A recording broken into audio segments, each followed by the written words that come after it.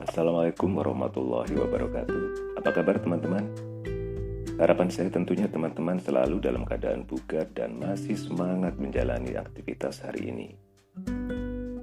Teman-teman penutur bahasa Indonesia, pada episode kali ini topik siaran masih seputar problematika bahasa Indonesia dalam pemakaian sehari-hari. Problematika bahasa Indonesia yang ingin saya sampaikan kali ini adalah tentang gejala bahasa pleonasme. Barangkali teman-teman pernah mendengarkan orang mengatakan kalimat seperti berikut ini. Ah, kamu ini kalau ngomong suka melakukan pemborosan kata. Biasanya orang menyampaikan kalimat seperti itu ketika mitra tuturnya menggunakan kata secara berlebihan. Jadi, dalam hal ini tanpa disadari sebetulnya penutur bahasa Indonesia sudah mengetahui gejala bahasa semacam ini. Gejala bahasa pleonasme ini memang sering disebut dengan istilah awamnya sebagai pemborosan kata. Apa sebetulnya pengertian istilah pleonasme itu? Teman-teman, pleonasme didefinisikan sebagai kesalahan berbahasa berupa kelebihan dalam pemakaian kata yang sebenarnya tidak diperlukan. Itulah sebabnya masyarakat tutur bahasa Indonesia sering menyebutnya dengan istilah pemborosan kata. Lalu, seperti apa wujud atau bentuk pleonasme itu? Nah, sebelum membahasnya lebih jauh, perlu diketahui terlebih dahulu dua jenis kesalahan berbahasa pleonasme ini. Jenis pleonasme yang pertama adalah penggunaan dua kata bersinonim dalam satu kelompok kata atau digunakan bersama-sama dalam satu kalimat. Sementara itu, jenis pleonasme yang kedua berupa penggunaan keterangan yang tidak diperlukan karena pernyataan sudah cukup jelas. Berkaitan dengan kedua jenis pleonasme itu, untuk lebih jelasnya dapat disimak melalui contoh kalimat berikut ini. Orang itu mengetuk pintu, lalu kemudian mengikuti tuan rumah setelah dipersilakan masuk ke dalam ruang tamu. Teman-teman yang saya hormati, dalam contoh kalimat di atas, sekaligus terdapat dua jenis pleonasme seperti yang sudah dipaparkan sebelumnya. Kesalahan yang pertama adalah penggunaan kata penghubung lalu dan kata penghubung kemudian secara bersama-sama. Kata lalu dan kata kemudian adalah dua kata penghubung atau konjungsi yang bersinonim karena memuat makna sama, yakni menyatakan hubungan berurutan. Hal itu berarti kata lalu dan kata kemudian dalam contoh kalimat di atas membentuk hubungan makna berurutan. Dalam hal ini, perbuatan yang dinyatakan pada bagian kalimat sebelum dan sesudah kedua kata penghubung itu dilakukan secara berurutan. Oleh karena bermuatan makna sama, seharusnya digunakan salah satu dari keduanya. Digunakan kata lalu atau digunakan kata kemudian. Sementara itu, kesalahan kedua dalam kalimat itu adalah penggunaan kata masuk yang diikuti keterangan ke dalam. Ini juga termasuk pleonasme karena kehadiran kelompok kata ke dalam sebenarnya tidak diperlukan.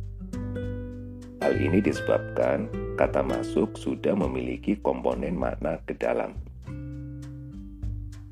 Jika seorang melakukan perbuatan masuk, tentu arahnya ke dalam suatu ruangan.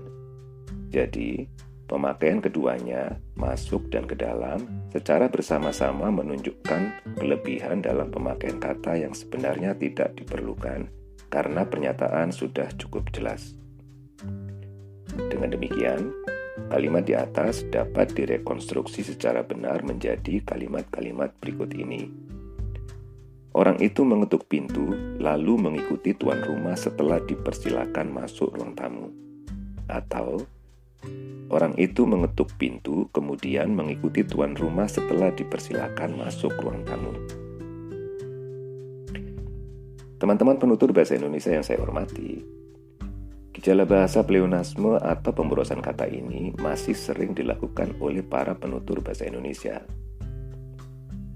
dalam hal penggunaan dua kata bersinonim secara bersamaan itu, selain lalu kemudian, masih sering didengar orang mengatakan agar supaya atau disebabkan karena secara bersamaan, padahal seharusnya penutur bahasa Indonesia harus memilih salah satu, menggunakan agar atau menggunakan supaya secara terpisah. Demikian pula kata disebabkan harus digunakan tanpa bersamaan dengan kata karena. Dan sebaliknya, jika digunakan kata karena, tidak perlu didahului kata disebabkan. Selain itu, dalam jenis pleonasme pertama ini, orang juga sering menggunakan kata mulai dan kata sejak secara bersamaan, padahal keduanya bersinonim. Untuk itu, perhatikan kalimat-kalimat berikut. Peristiwa beruntun itu mulai terjadi sejak April tahun ini. Kalimat yang benar adalah, peristiwa beruntun itu terjadi sejak April tahun ini, atau peristiwa beruntun itu terjadi mulai April tahun ini. Terkait jenis pleonasme kedua, pun kita masih sering mendengar pengguna bahasa Indonesia menuturkan naik ke atas, turun ke bawah, bergeser ke samping, maju ke depan, atau mundur ke belakang. Sama halnya dengan masuk ke dalam pada contoh kalimat di awal, kelompok kata ke atas, ke bawah, ke samping, ke depan, atau ke belakang tidak diperlukan untuk menerangkan kata naik, kata turun, kata bergeser, kata maju, atau kata mundur. Hal itu disebabkan kata naik sudah mengandung ciri makna ke atas, dan begitu pula dengan kata-kata yang lain dengan keterangan di belakangnya masing-masing. Demikian teman-teman pemaparan pada podcast episode kali ini. Semoga itu dapat menambah sedikit wawasan teman-teman tentang kaidah bahasa Indonesia. Sebagai bukti rasa cinta pada bahasa persatuan kita, marilah kita senantiasa mau memulai menggunakan bahasa Indonesia secara baik dan benar. Tetap semangat melanjutkan aktivitas hari ini, dan terima kasih sudah menyimak siaran kali ini. Wassalamualaikum warahmatullahi wabarakatuh.